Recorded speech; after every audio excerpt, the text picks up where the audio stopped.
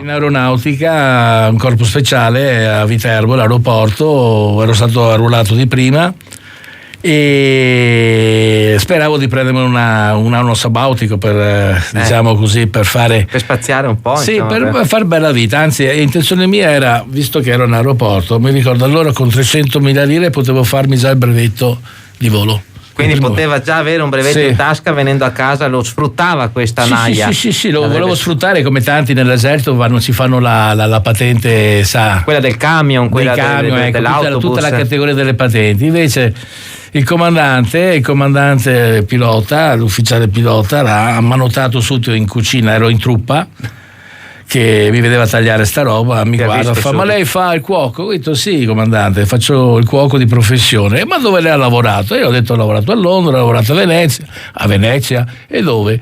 E ho detto: al The Ben. Al The Ben. Io quando ero di stanza, mi diceva Tessera, quando era giovane ufficiale, avevo la capanna al The Ben. Lei domani verrà a fare il cuoco mio personale. Subito. E là mi sono fregato. E mio papà a Cagliari, essendo qua con lui, l'hanno messo alla mensa ufficiali, e quindi comunque ripeto, niente, io sono stato, devo dire, abbastanza bene. Approfittatore. Ma chi sei in studio? Chi che sei? Un'escursione o un'altra? Ma chi è che si arriva? Se presenta intanto, perché se sente sta voce, alla fine adesso ho sentito parlare di tutte le qualità. Io non ho capito se patate fritte va fatte qua scorsa oppure no. No, non va fatte qua scorsa. Come? Ma in Germania che da mangiare tutto, mangia anche qua scorsa in Germania. Adesso devo sfatare una cosa. Allora le patate vanno pelate, perché specialmente le patate dove c'è la buccia verde sotto, quella è dannosa e tossica, ok? No, mi infatti una volta gli dava i porsei. Infatti, io non lo so. Adesso dovevo mangiare in giro e trovi le patate qua scorsa. L'unica patata che si possono mangiare con la buccia, che non fanno male, sono le patate piccole, novelle, le ratte famose, no? Che c'è una buccia sottile, allora si possono fare con la buccia. Quelle da fare il pollo al forno con quelle patatine tonde, novelle, sì, basta solo lavarle, sciacquarle, ha una buccia sottilissima, allora si possono mangiare. Dopo queria un'altra domanda. Prego. Posso farla? Certamente che sì. E ora, sta in Burundi. Mamma mia. È uno dei paesi più poveri al mondo, no? E ora, mentre te parlavi, mi viene in mente: che differenza che c'è tra un ristorante qua nel nostro paese e uno in Burundi? Guarda, in Burundi non sono mai stato. Comunque posso dire una cosa. Io all'estero sono stato per lavoro in tanti posti, e non perché sono italiano, devo dire che la nostra cucina spacca in assoluto, perché è una cucina concreta, non per sfatare o per denigrare le altre culture, ma non fanno parte di quello che è la nostra conoscenza.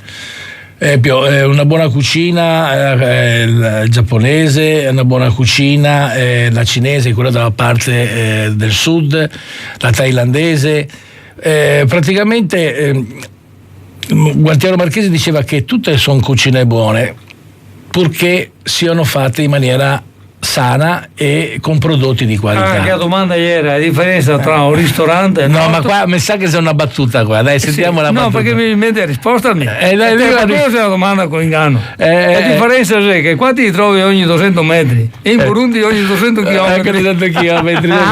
Perché l'hanno che ne sei Poiretti. Ma anche all'estero i ristoranti italiani adesso cominciano a essere abbastanza, però non sono ristoranti italiani. Io ho avuto un collega che si è sposato, è andato in Giappone e ha fatto la fame perché non era abituato a mangiare loro.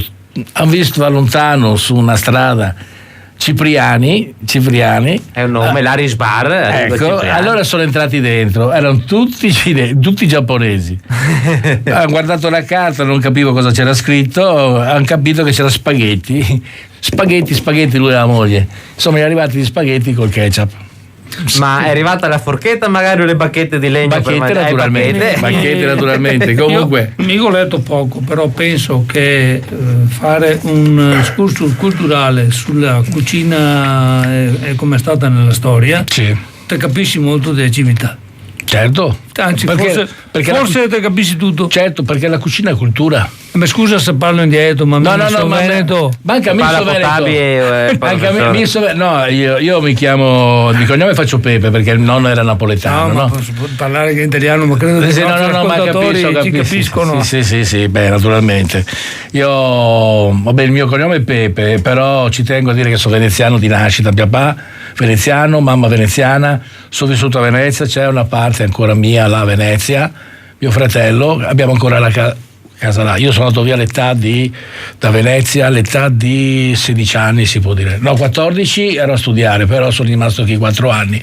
Dopodiché sono andato via, ho cominciato a girare all'estero, quell'altro, poi sono rientrato in Italia e per poter tenere 2 piazze di lavoro migliori che erano qua nella zona ho preso casa fuori Mestre a Milano, per cui ero a metà strada tra il bacino euganeo e il bacino veneziano, quindi potevo scegliere quello che era diciamo i miei posti di lavoro. Infatti io sempre inizio, e che dico sempre ai miei ragazzi, quando iniziate a lavorare sceglietevi i vostri posti di lavoro, fate delle scelte ben pensate che vi porteranno ad avere qualcosa. Io all'inizio della carriera ho solo fatto unicamente case di spessore con persone di spessore. Perché è là che ti fai le ossa e impari. È là che ti fai le ossa e che impari anche quello che è, come ho detto prima, eravamo all'inizio lì al